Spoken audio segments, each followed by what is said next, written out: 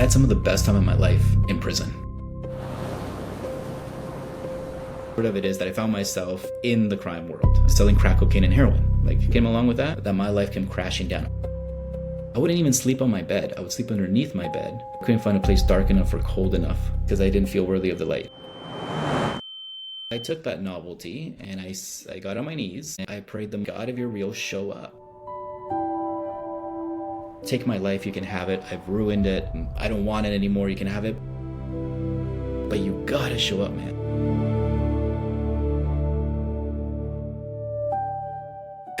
This morning, I'm really excited. This is actually one of the episodes I've been looking forward to the most. And I think it's because it's discussing a topic that no one seems to want to talk about in the mainstream media. And I am wondering why. And so I say, let's talk about it because it matters.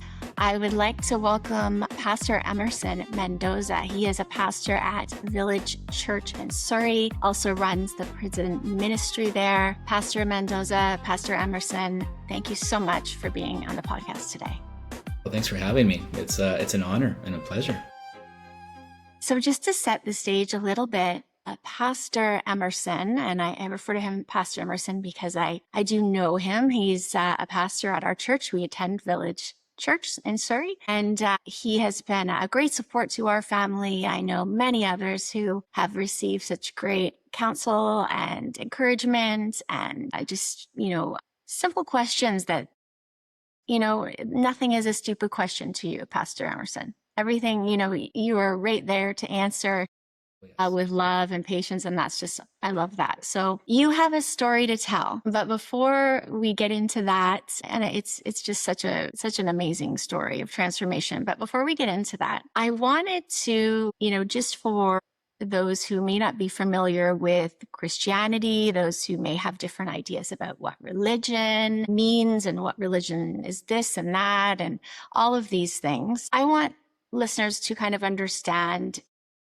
your beliefs and your faith. So in the New Living Translation of the Bible, it says in James chapter 1, verses 26 and 27, if you claim to be religious but don't control your tongue, you are fooling yourself, and your religion is worthless. Pure and genuine religion in the sight of God, the Father, means caring for orphans and widows in their distress and refusing to let the world corrupt you.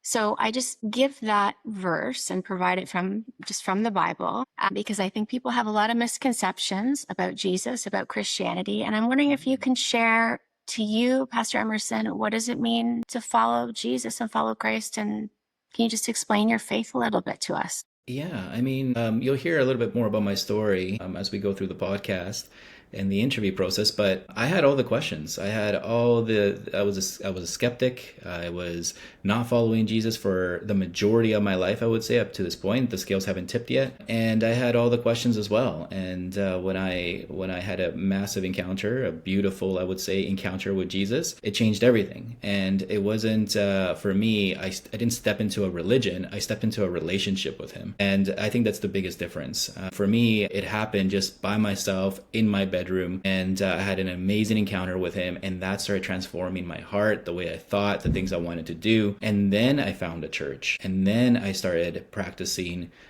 following him and being aligned with him and abiding in him and all those different things that came with learning from a community. It's a great point.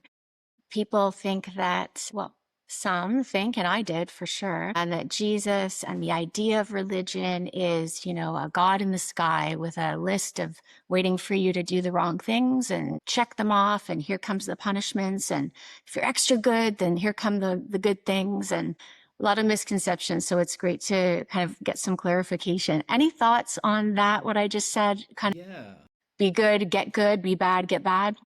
Yeah, no, that's great. I think that people associate religion with a bunch of do's and don'ts, rules, and punishments that come with those rules. But at the end of the day, we're surrounded by rules in society. There's rules of the road that keep us safe and get us to our destination, and no one's upset about those because they recognize that they keep us safe. They keep us in the center of the road so that we don't drive into a ditch, so that we don't crash and burn. And it's the same thing when it comes to following Christ. There are things that he expects from us. There are rules, there are expectations. However, those are the things that keep us safe and keeping us from crashing and burning in life, keep us in the center of the road. Yes, many times in my life, and for those who listen, most know that I am a Christian and do have a relationship with Jesus, do my very best. I'm still, a new Christian, I would say. Grew up in the church with a grandfather who was a pastor, but walked very far from Jesus for most of my adult life, and it was not a happy time. Transition for me happened a few years ago and changed everything. So different timing, but similar type of, stories that we have there. I wanted to move to your story, Pastor Emerson, because it's one of those stories that it's just, it's kind of, some would say unbelievable, but it's true and it happened. And I want you to share it. So you were living a very, very different life than a pastor. You would, fair to say, far from God. You can say that. Okay. And you're now a well-respected pastor, counselor, and have a great relationship with Jesus. You can see it and feel it when you're around you and speak with you. And I want you to tell us a little bit about what your life was like and that story and kind of how it changed to where you are today. Yeah, I mean, thanks for the intro to that, because it is a big part of my life. My story of transformation is what has led me to where I am today, and I'm grateful for it. But for, again, the majority of my life, I wasn't following Jesus. I wasn't walking alongside him. Actually, I have more years not following Jesus than I have following Jesus. And but there was a time in my life where I chased all the things of the world. And I grew up as a happy child. Like, I had a great childhood. But the matter of fact is that we were an immigrant family. We weren't the richest family on the block, and there were things that I wanted in my life to keep up with my friends. I wanted the Michael Jordan shoes. I wanted the Jerry Rice jerseys. I wanted all those things to keep in stride with my friends. And I knew that we weren't in a place to be able to do that. And so at a young age, I learned the power of a dollar, got a paper route, and that really established some real strong connections in my brain. You work hard, you get a dollar, you get what you want. And that's kind of what shaped adolescence life. And all throughout high school, I always had a job. I remember in high school working at Coca-Cola bottling while still going to school and having a full-time job. And I had that just powerful connection of always chasing money and the shiny things and all these different things. And even outside of high school, that led into a place of me just continuing to chase money and all the shiny things. And I would work really hard, but party really hard on the weekends as well. And I just lived my life however I wanted to live it. And so the weekends was all full of partying, of drugs, of alcohol, all those different things. And eventually I started a business, and people were really impressed with me. My family was impressed with me. My peers were impressed with me. But that wasn't enough. Things were just never enough. And so eventually I found myself, long story, but the short of it is that I found myself in the crime world. I was operating several drug lines, you can say, and our main thing was selling crack cocaine and heroin. Like, it was a completely double life. So in the mornings, I'd wake up, I'd put on my uniform, I'd go to my business that I owned and I ran, and I did some legitimate deals with legitimate people and legitimate contracts. And then at night, I'd take that off and make sure that we had enough crack cocaine and heroin for the Lower Mainland. And so it was this really dark contrast that I had. And the way that I would keep the things that I did at night hidden was by focusing on the things that I did by day. Those are the things that I showed people. Like, oh, look at this. I got the business. I got this. I got all these different things. And I lived that way for some time. But the more I did the things at night, the more my heart changed.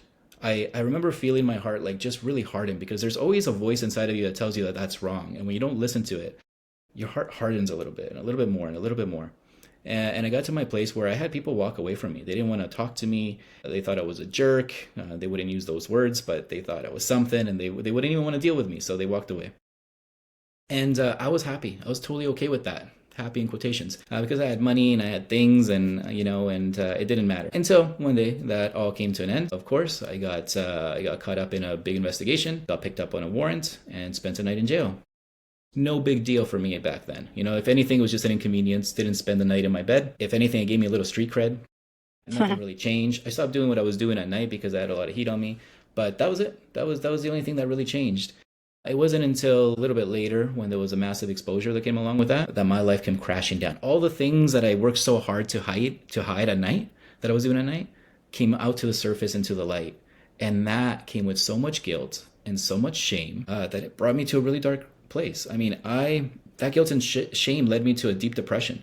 When I slept, that was the only reprieve that I would get, is when I was sleeping. And when I wake up to a nightmare. And so in order to cope with that guilt and that pain and that shame, I would self-medicate. I remember I would take handfuls of prescription pills because I had copious amounts available to me. And I would take enough pills, and there was nights where I hoped I wouldn't wake up in the morning. And every night or every morning I would wake up. And it was a really, really devastating life that I was living. I wouldn't even sleep on my bed. I would sleep underneath my bed because I couldn't find a place dark enough or cold enough to sleep under. I wouldn't open up the blinds because I didn't feel worthy of the light. It was just a deep depression. I'd walk around with this like knot in my throat and this elephant on my chest and the butterflies in my stomach constantly. And until one day, someone calls me up and they said, Emerson, I'm still pretty hopping mad at you for what you've done.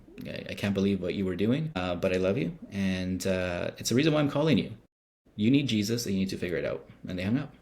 And that was all they said. At this point, I wasn't walking with Jesus. Jesus was not in the picture of my life. I didn't even think about this. In fact, when they hung up on me, I thought, what a novel idea this is. But when you've lost everything, when you're at like your rock bottom, you have nothing else to lose. And so I took that novelty and at that time, and I got on my knees and I prayed the most fumbled prayer I've ever prayed. I prayed this prayer that just said, God, if you're real, show up. And I would look immediately at the lights to see if they'd flicker. I'd look at the curtains to see if the wind would blow them in. And you know what happened, Rachel? Did I tell you what happened? Nothing. It was crickets. You mean the world didn't start to shake for you and comets didn't come through? Nothing at all happened.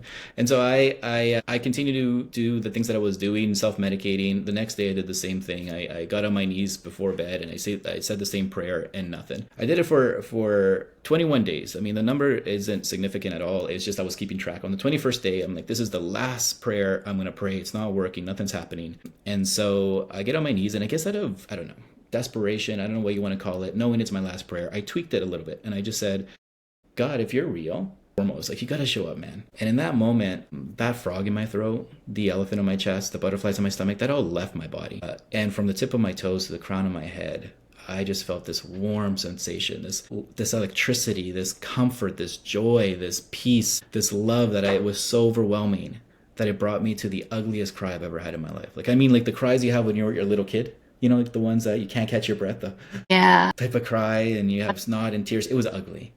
And I fell on my face, and all I could say was, I'm so sorry. I'm so sorry. I'm so sorry. Because in that moment, I knew God was real and that he had just, and that's where everything really started. Everything transformed from that moment on. Shortly thereafter, he placed this wonderful person in my life, this girl. I had just simply called her to apologize because I was a terrible human being back then, and so I just called her to apologize on the way I left things with her, and she decided to forgive me on that call, which I thought was wild, and proceeded to invite me to church, and that was my first church experience when I showed up to that church. It's so interesting to me, and I've talked about this with you before, Pastor Emerson, that we both had that elephant on our chest, living those dark lives, searching for something in this world on opposite sides of that, self-medication. We were both self-medicating, but, I was a seeker and you were part of the provider, of those and we were just kind of two ships lost sailing, in that space, in that dark space. And I know exactly what you mean when you say that. It's just, that elephant, and that just like when you said hide under your bed and just, it couldn't get dark enough because it's just, you feel no hope, but you found hope. Mm-hmm. It's amazing. So you ended up having to spend time incarcerated. By the time you went to your sentencing, and you were already developing a relationship with Jesus, but off you go to your sentencing. Tell us about that. Yeah, so when I got invited to this church, it was crazy because after that encounter, just to give you a little backstory, after that encounter in my bedroom, the very next day I remember waking up feeling like, what even happened? This is crazy. And so I actually made a vow that I wasn't going to abuse or drugs or alcohol again. But I went out immediately afterwards and I picked up two things. I went out and got myself a Bible and a fresh deck of cigarettes. And when I opened up both these things, I came home, I came into my balcony, I cracked both things open, and I started smoking my first cigarette in front of my Bible. And I was flicking the pages, and I remember as I flicked the pages, I was like, wow, Jesus did that? I was taking a drag of my smoke and getting ashes all over my Bible, blowing it off. something was happening as I was flicking the pages of that Bible, and it was like it was softening my heart. So by the time I'm now having conviction in my heart, I came to realize that I've done a lot of wrong in my life. Like, it was almost like a mirror where I could actually see the harm that I was causing people directly and indirectly. And so when I went to go call that individual, that girl in my life, that was conviction that was calling me to call her. So I call her and she invites me to church. I didn't want to go to church because I thought church people were weird. I thought church was weird. I thought religion was weird. And so I didn't want to go, but I felt like I owed it to her. And so I said, yeah. So I show up to this church, and it was nothing that I thought it was. There was no cross on the roof. There was no stained glass. There was, yeah, it was, the parking lot was bumping. And I remember thinking, I'm like, I think they've even hired parking attendants for this. This is crazy. It must be a church concert or something. So I go inside, giving off all the cues that I'm new. They get me a cup of coffee. I go to pay for it. They say, no, sir, it's free. I remember thinking, like, man, what kind of church money these people have, just giving out coffee to everyone in here? This is awesome. I go into the auditorium, and it is packed. It was a big auditorium. The music has started. I'm late. I'm about to walk out because I can't find a seat. And for someone who doesn't want to be there, it's easy for you to turn around and leave. So as I'm walking out, someone actually stops me and they say, sir, come with me.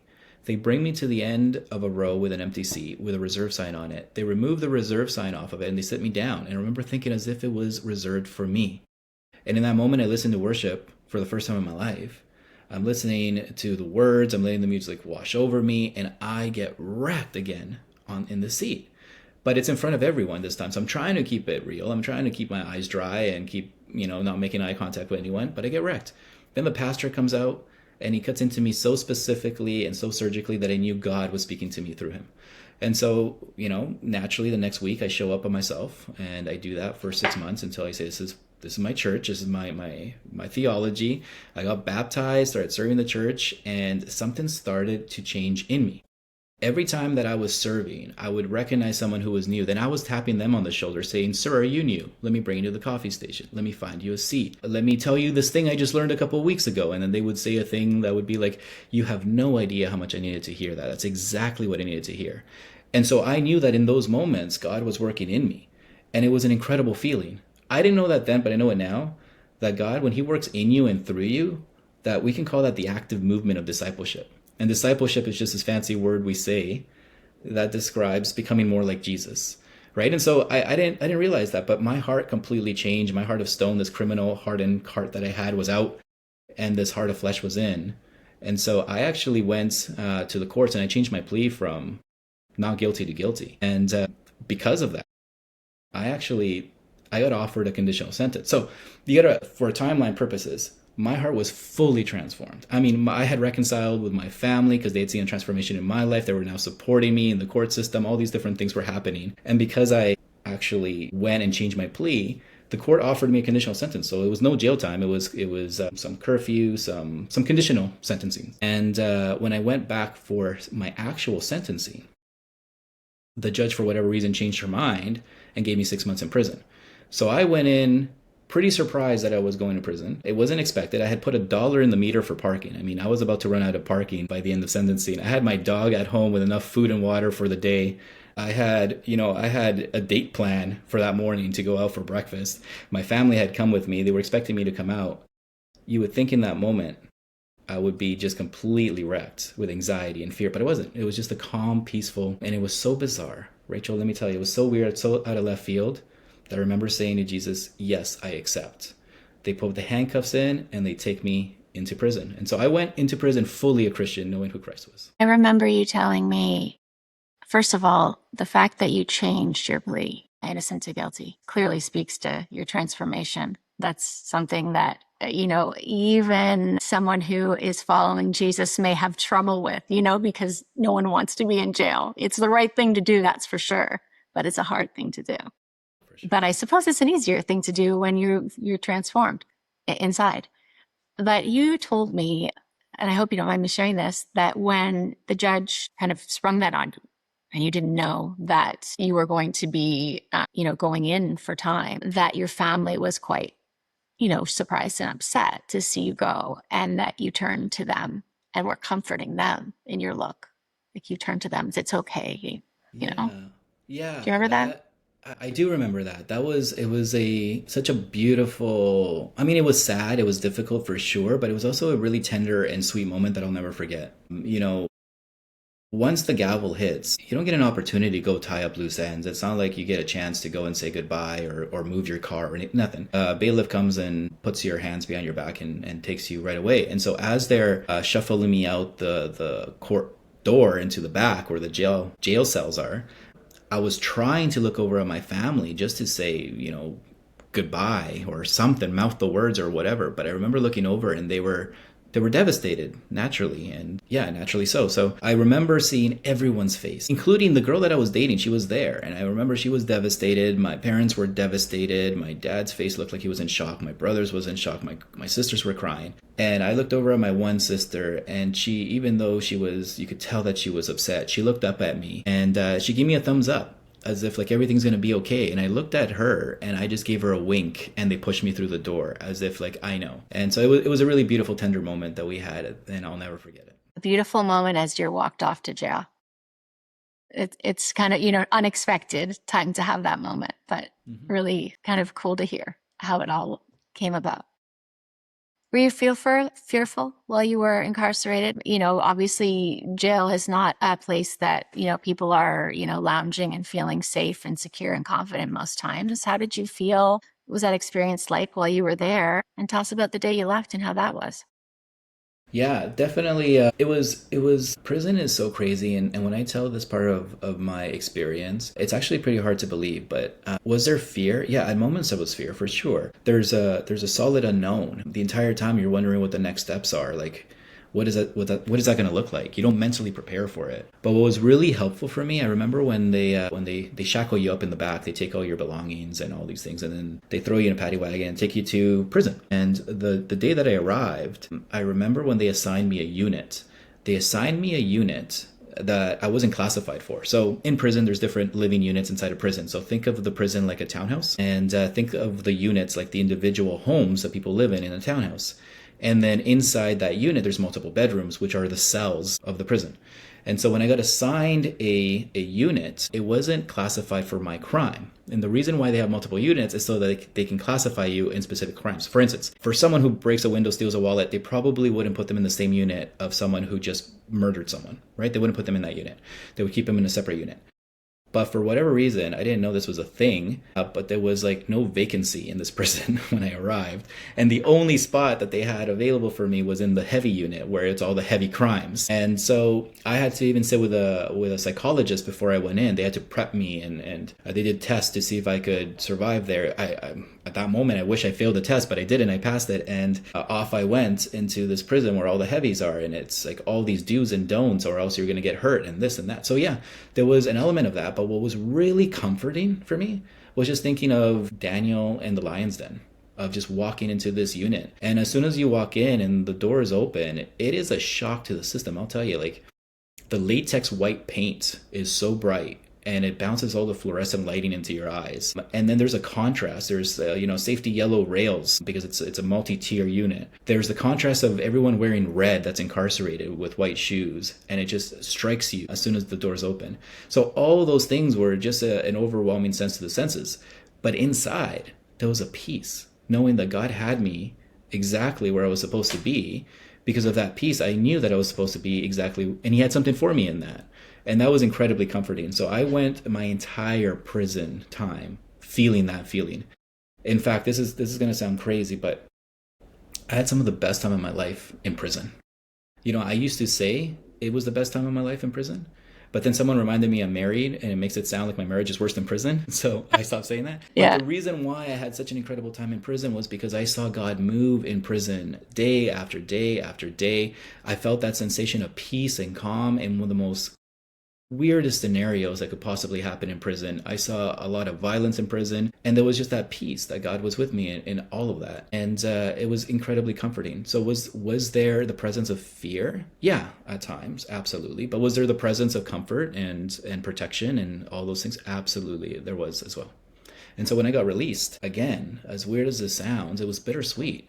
because I had made some serious connections in there. I started a little Sunday service in there through the DVDs from the church I was attending, and guys gave their life to Jesus, and multiple of them. And I felt like at one point near the end, when I was coming close to my release, that the unit had even seen like a cultural shift because of the guys giving their life to Jesus and coming to these little services. And so when I was leaving, I met some genuine guys that had some serious transformation, and it was bittersweet for me to leave them behind and to be released. And so when I was released, yes, there was things I was looking forward to. Yes, there was things that I wanted to taste again. Yes, there was things I wanted to do again. But there was a freedom inside the confines of those cinder blocks and that barbed wire that I have never experienced even on this side of those walls. And I think the reason is because you're in a situation where all the world's distractions are completely away from you, and you can focus on the one thing. It's such an opportunity. And I focused on God, on my relationship with him, and I saw him move in powerful ways. Isn't it interesting that you were suffering such agony in this life of all the things that the world values on the outside? And then you have this peace and find this experience of complete opposites of all those negative feelings on the inside of a jail, being incarcerated yourself. It's quite, it's quite a statement and a thing to consider when you think about it.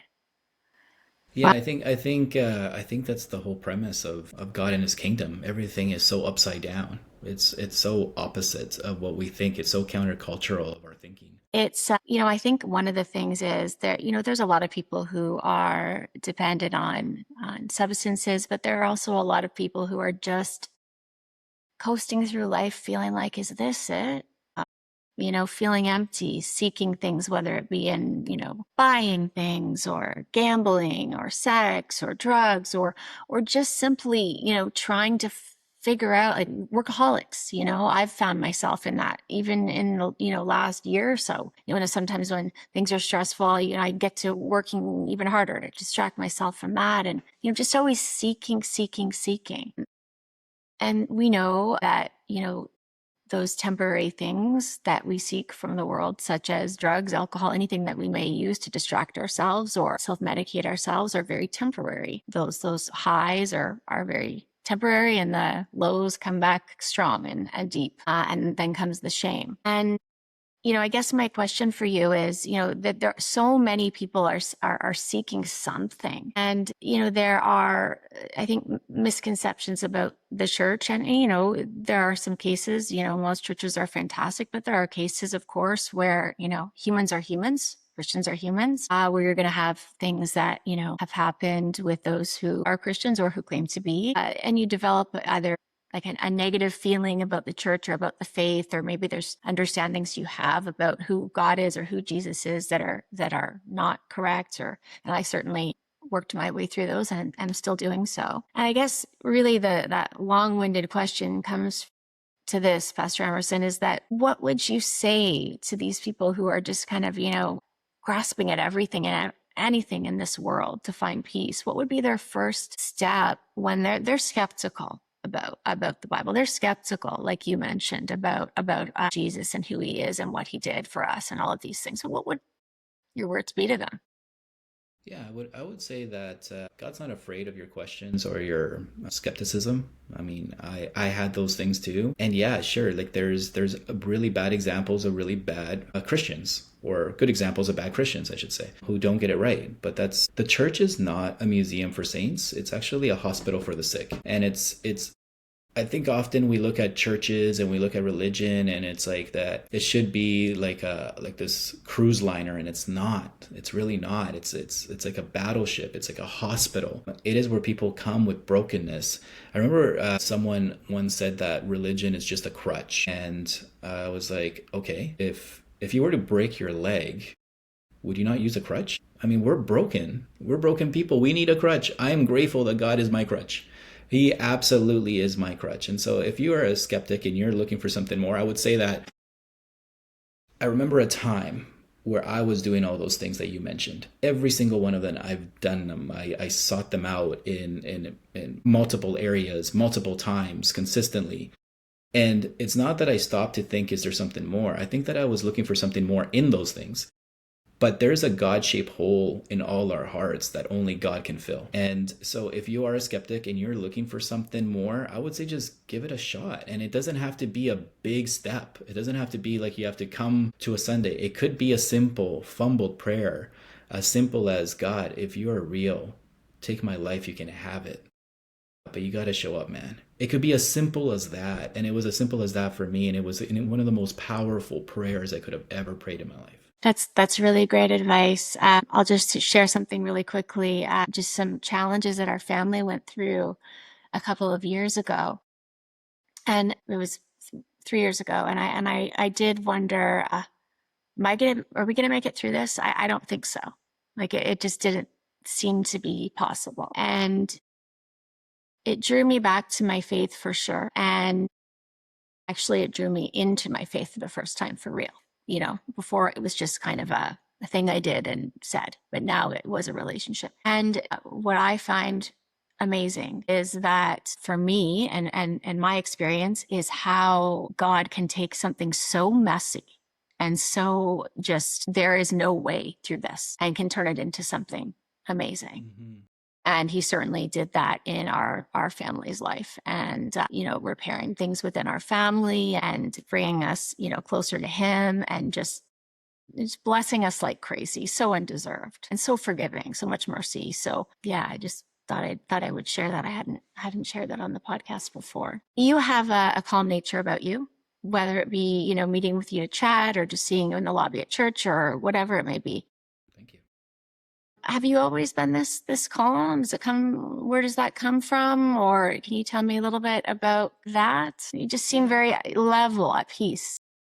Well, I am. I feel like I am at peace, but I mean that doesn't mean I'm immune to the feelings, the anxieties, and the fears of life, and the stresses, and all that stuff. I mean, I go through that still daily. I still struggle with anxiety. I still struggle with different things on the inside. I think it all comes from calmness and my peace. Everything comes from God. Even if I can attribute it to some of it is my personality, some of it some of my character, but even that was designed by God, and He stitched that in me. And in the moments where I'm fearful, like I said, I remember one of the most fearful moments that I could have gone through was standing outside of a unknown door going into the unit for the first time, and that the loud sounds and the sights and all, like, that was an incredible fearful moment, but there was a peace in me that came with that, and that was from God.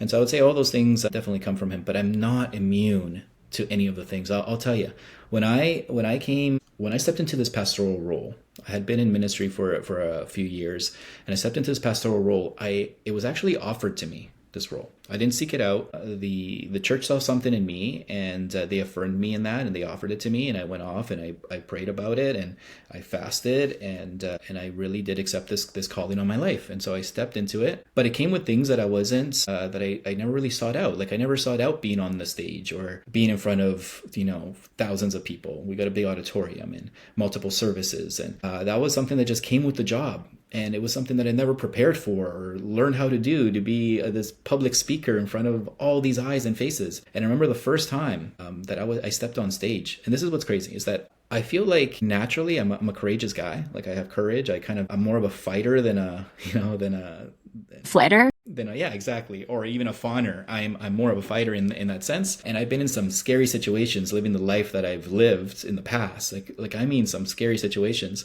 but I've been pretty courageous in them. Now you put a microphone in my hand and ask me to go on stage in front of all these people. I got terrified.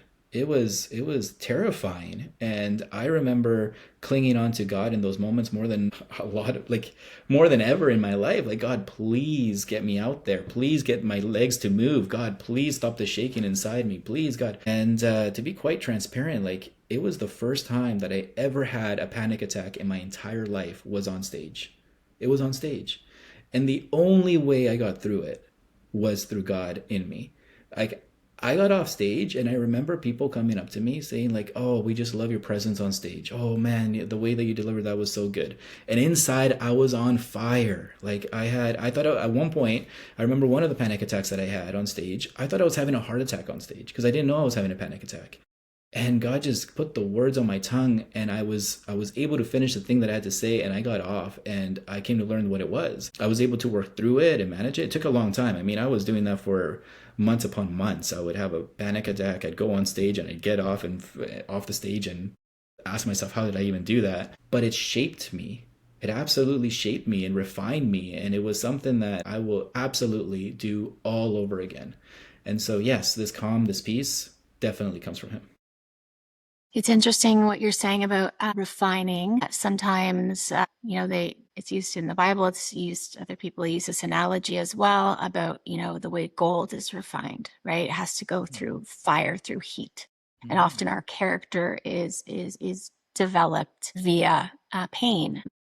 Not that God puts pain in our life necessarily, but that, as we're going through that, our character is being built and being refined. And I wanted to ask you a question that I think a lot of people struggle with. And I know this is a question that we could spend hours having you answer. And it's a really tough one to do in a few minutes. But just if you could do your best in a few minutes to answer it, why does God allow the suffering in the world?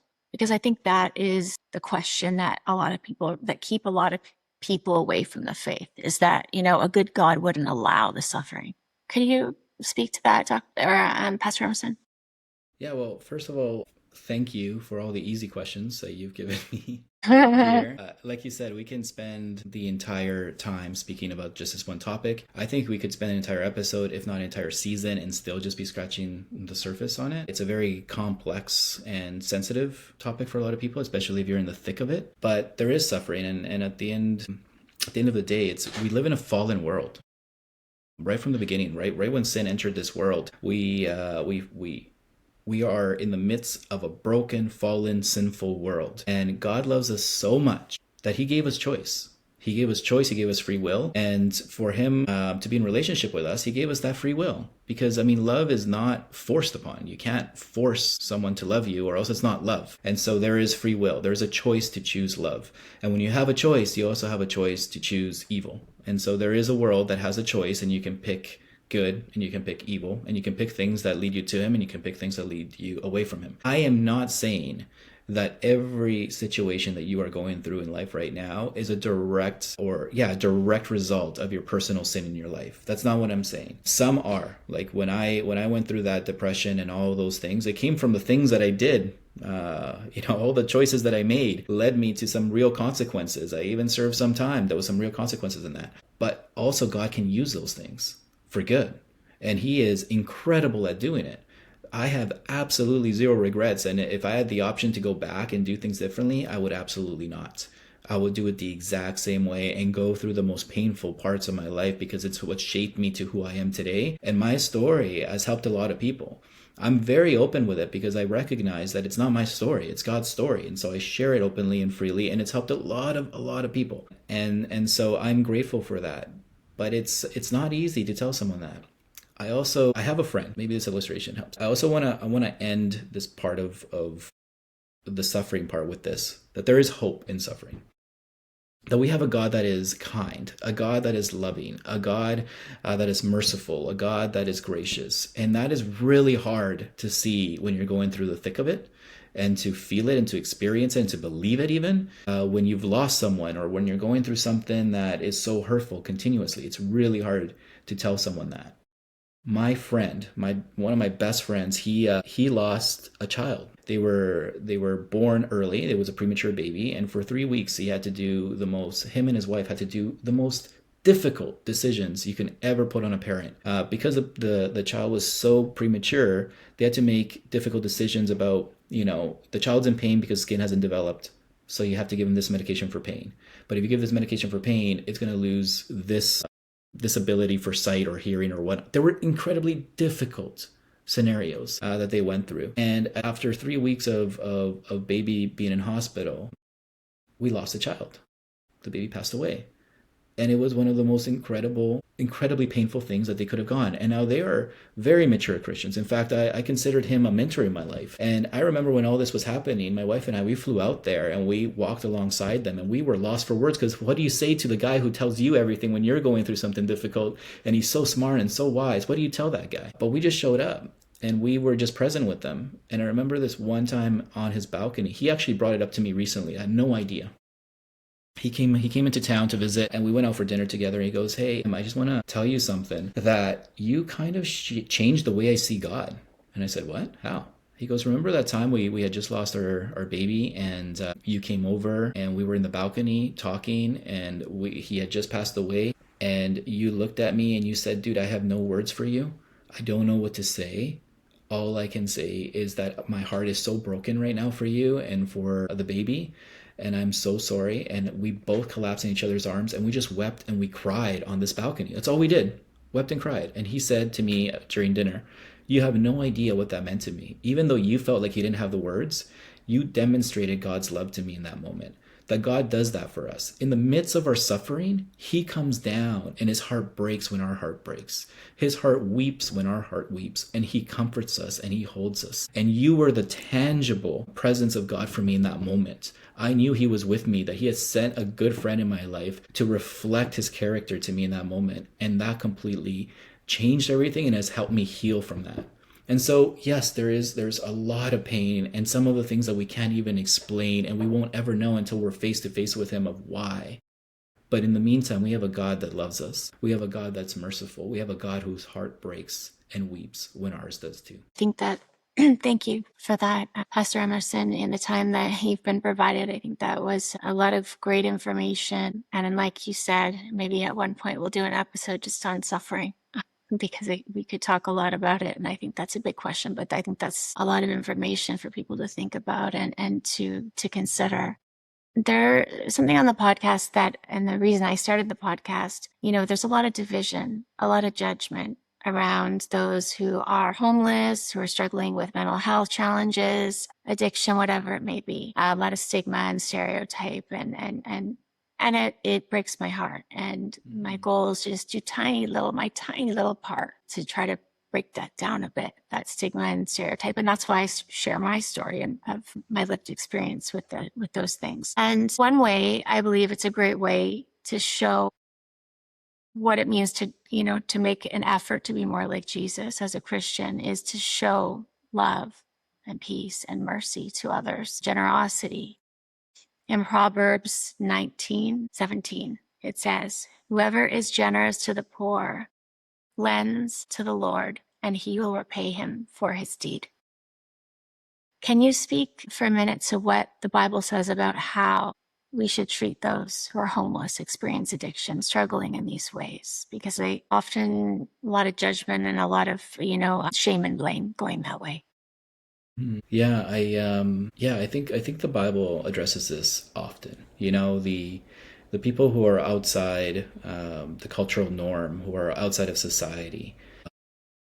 In the gospel, or actually, let's start off here. The woman at the well is actually a really good example, right? The woman of the well was outside of the cultural norm. She lived with a lot of guilt and shame. And when she came to the well, the Bible says she came in the 6th hour, which, for us would be like around noon, right? So that would be around the 6th hour. Whereas typically, the cultural norm was that women would go fetch water in the morning and in the evening in the cool of those time slots. At noon, that's when the sun was the hottest, and so it was outside of cultural norm. But the reason why she would do that is because she was so full of shame of the lifestyle that she was living. So she was outside of the cultural norm, and God met her there at the well. He showed up at that time for her, and so I think that that's what the Bible teaches us, that there's a lot of grace for the lost, the last, and the least. That's who God came for. He came for the sick. He came for the broken. And he leaves us instructions to do the same. If we're to be more like him, we need to do those things. And even in the Gospel of Matthew, it talks about that, I needed clothes and you clothed me. I was sick and you looked after me. I was in prison and you came to visit me. And then they asked him, when did we do those things? The disciples asked him. He goes, whenever you do it unto them, you do it unto me. And so that's a great example of what we need to be doing in our communities for everyone who is outside of the social norm, outside of our communities, the ones that need help, to extend a hand. And so I'm actually really proud of our church that does all these type of things. We partner up with local partnerships and we support our community in various ways in those partnerships. Yes, and one of them is the prison ministry, which I want to talk about. Oof. And just quickly going to Psalm 69:33, it says, "The Lord hears the needy and does not despise his captive people." At Village Church, you lead prison ministry, which has been extremely successful. Successful, I don't know if is the word to use, but it has done very well and has changed lives. So much so that you're even teaching, from what I understand, other churches about leading prison ministry. Can you talk a bit about how this started and what the prison ministry entails? One in which I really, really hope to volunteer with you on in the future. Yes. Prison ministry is very, very close to my heart, obviously, for the obvious reasons and not the so obvious reasons. But where it kind of came from was when I was first incarcerated, one of the first things that I did was write to the chaplain and ask him to get me burned DVDs of the sermons from my church. And so he did. He got me these DVDs, and that's the little service that I would start on Sundays inside the prison. And guys would come and they'd listen, and then we'd have discussions around them, and that was kind of like little Sunday service. And guys gave their life to Jesus through these DVDs and through these discussions, and it was incredible. And then I also remember on Wednesdays, there was this little prison ministry. It was actually a school project from the local university. It was like Trinity Western University.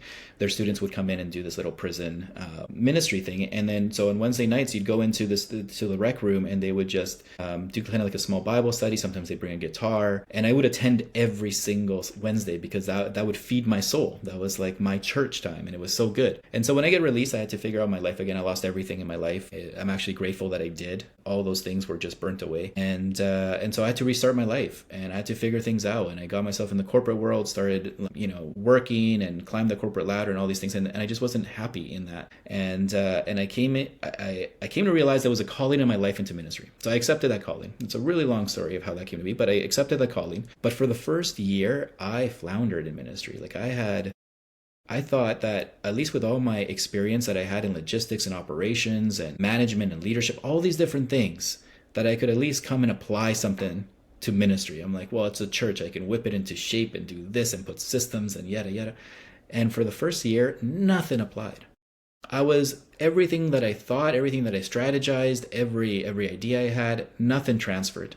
Absolutely nothing. And I constantly felt this feeling of being like humiliated or embarrassed in a meeting.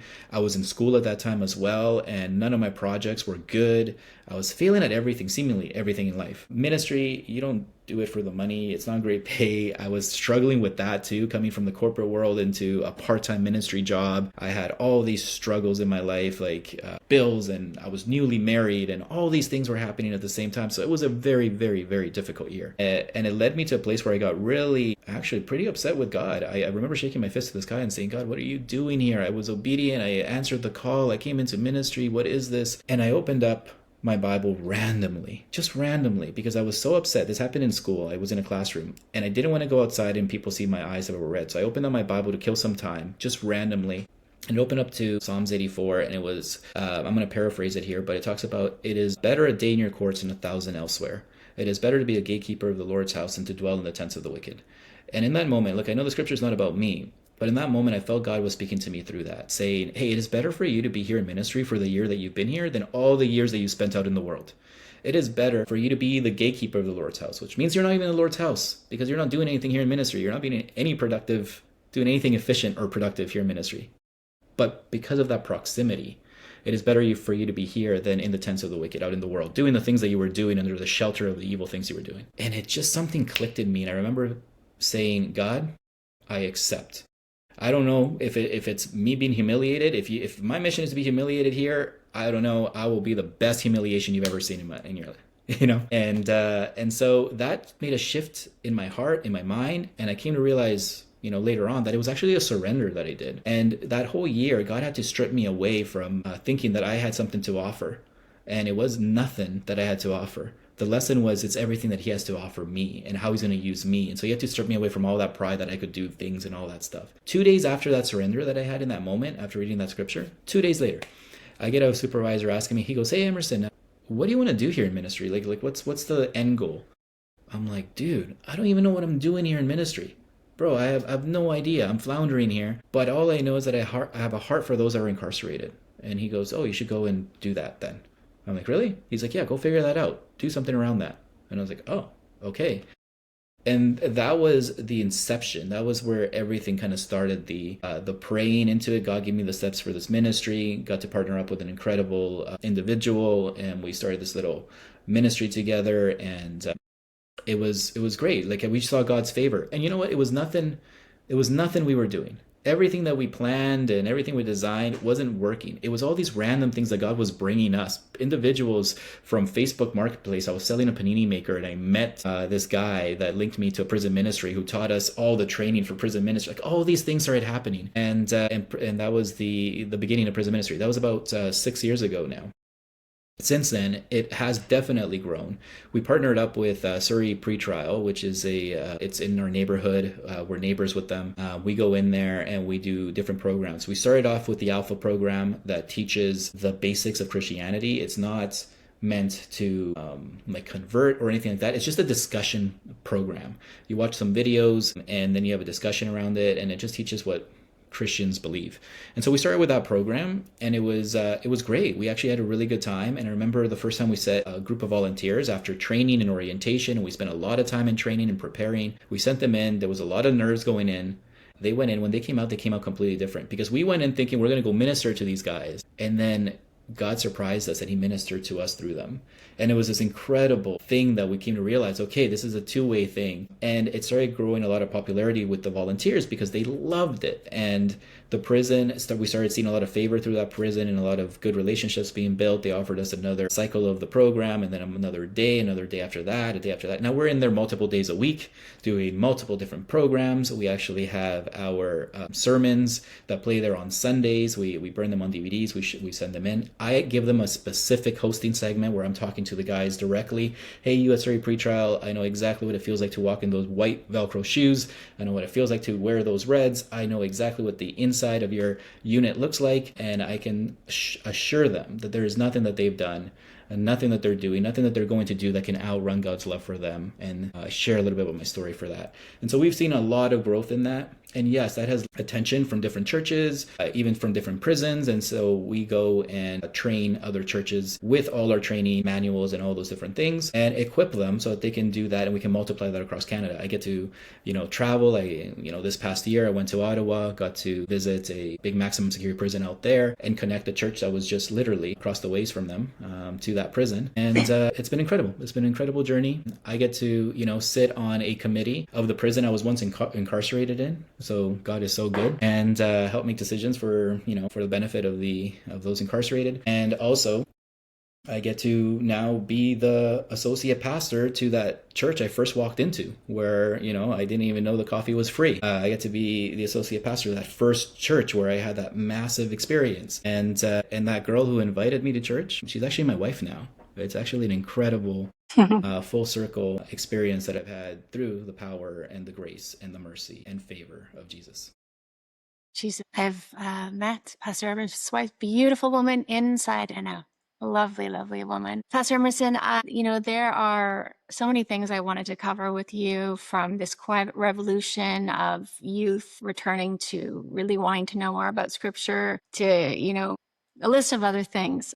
Our time is running out, and there's something that is on my heart that I feel that we should wrap with, if that's okay with you. Sure. Yeah. We carry a lot, and we think we can carry it, right? We carry our busy jobs, we carry our kids and what they're being faced with and how to best parent them. We carry our marriages or our relationships or finding a partner. We carry whatever it is that our own individual self may struggle with, whether it be anxiety or depression or, lack of confidence or whatever. We try to carry that. We try to carry all the backpacks, right? Mm-hmm. Mm-hmm. And it is, I realized, thank goodness, not ours to carry it all. Mm-hmm. And it's only when I found that out, and I mentioned this when I was speaking on the Hey Carson podcast, that when I realized that I'm not supposed to, God never meant for me to carry all that on my own, is how I felt. Because it's like, really? This is not doable. This is too much stress, too much anxiety. Can we wrap this by you just speaking a little bit to how God wants us to put those, we have to participate for sure. We have to do our best and our part, and, to how he wants us to hand over those things to him. And, that's really something that he wants us to surrender. Yeah, absolutely. That's beautifully said, Rachel. Yeah, again, back to what people think about religion or church, or I think one of the preconceived notions is that you have to be this like perfect person to go to church, and you don't. It's actually the opposite. It's similar to thinking that you have to clean up your house before the housekeeper comes to clean it for you, right? Like you do the dishes and you vacuum, and you're embarrassed about the mess, so you clean it up before they come, but they're literally there to clean up. That's what they're there for. And so it's the same idea when it comes to Jesus. There is things that we carry. And sometimes we feel like we need to figure it out on our own before we come to him and give it, show up for him or have a relationship with him or step foot in a church or whatever it might be. But you don't. That's the whole point. That backpack that you're carrying, he wants to remove it off you. He actually wants to take that off, and he wants to take it. And so the thing that you're actually hiding from because you think you're not ready is the thing that is actually going to help you, right? And so it's like anything. It's like sin. When we live a sinful life, we know we're doing something wrong. Like for myself, when I was doing wrong things at night, I hid behind the things I did in the day, and we often hide, and that can be really, really, really exhausting. It can lead to burnout. It can lead to a lot of different things. And when you keep it in the dark, it actually grows and it cultivates. When you bring it into the light and you bring it up to him, that's when you can actually kill it and deal with it. And he wants that. And it doesn't have to be this incredibly public thing. It's not like you have to go up on stage at a church or from the pulpit and say, this is what I've done. No, you don't. It could be between you and him in your bedroom, on the floor, on the bed, whatever it is. And just say, God, I am tired. And I'm carrying this bag. Will you take it from me? I give it up to you freely. There is so much power in that surrender. And I hope someone that's listening can feel that release right now, because there is a lot of freedom. There is a lot of healing through the power and the person of Jesus. Thank you so much, Pastor Emerson Mendoza, pastor at Village Church in Surrey. I hope to have you on again, Pastor Emerson. I would love to. I think it would be great to explore. I'm sure I'm going to get a lot of questions and emails from listeners, and there's just so many things to address. Pastor Emerson Mendoza, a pastor at Village Church in Surrey. The website is thisisvillagechurch.com. Several locations across the country, actually. And Pastor Emerson also leads, as we spoke about, the prison ministry that's growing rapidly. Such an important initiative. Thank you so much for taking the time today to share your story so transparently and to share more about Jesus. It certainly changed everything in my life, and it sounds like everything in yours too. Thank you for being here. Thank you so much, Rachel. It's been such a pleasure. Thank you.